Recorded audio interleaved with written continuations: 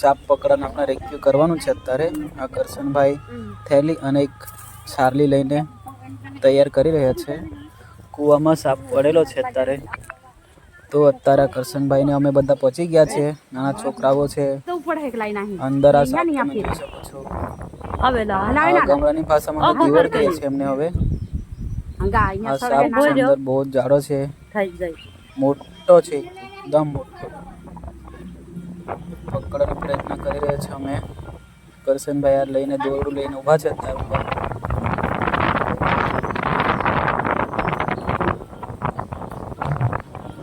અહીંયા ડરે છે.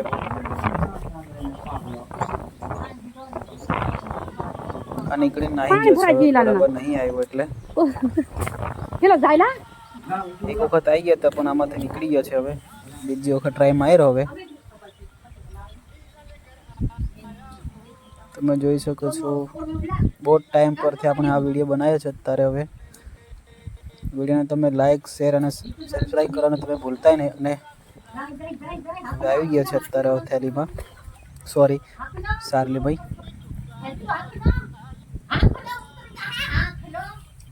એકચ્યુઅલી હવે આપણે સાપલીઓ અંદર આવી ગયો છે થેલીમાં. હવે આપણે હવે એને બહાર નાખવાનો પ્રયત્ન કરીશું. હવે નાખવા જવાનો કરશનભાઈને ઊભા છે હવે.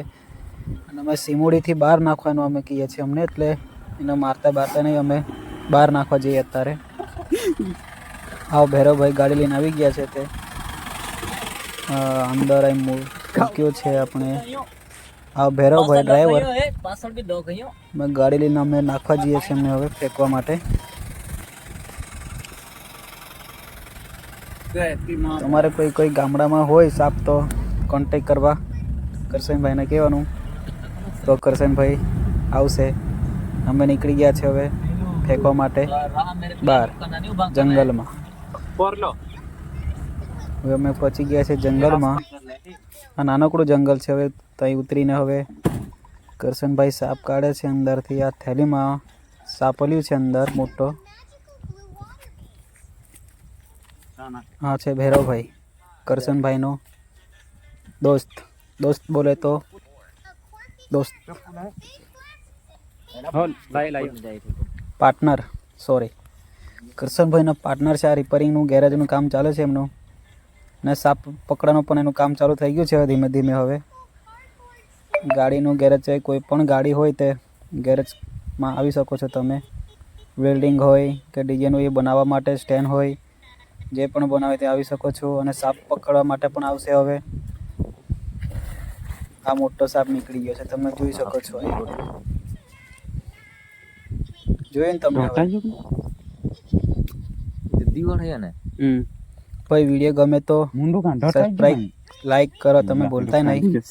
આવા નવા તમને વિડીયો જોવા મળશે. હવે ધીમે ધીમે આપણે ચાલુ કર્યું છે. હવે બહુ ટાઈમથી આપણે વિડીયો નહીં બનાવ્યો. હવે બ્લોગ હવે બનાવીશું આપણે ધીમે ધીમે. હવે મરી ગયો અહીં કહો વાડવા.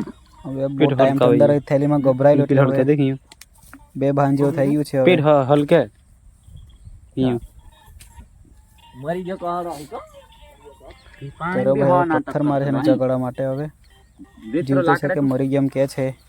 હવે લાકડી લઈને હવે ભાગ્યો. હવે જીવતો છે હવે.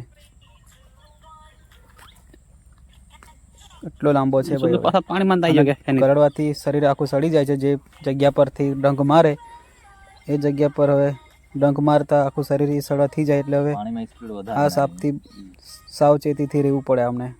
એટલે એને માર્યો પણ નહીં અને જંગલમાં છોડી દીધો છે. બાય. આવી વિડીયો જોવા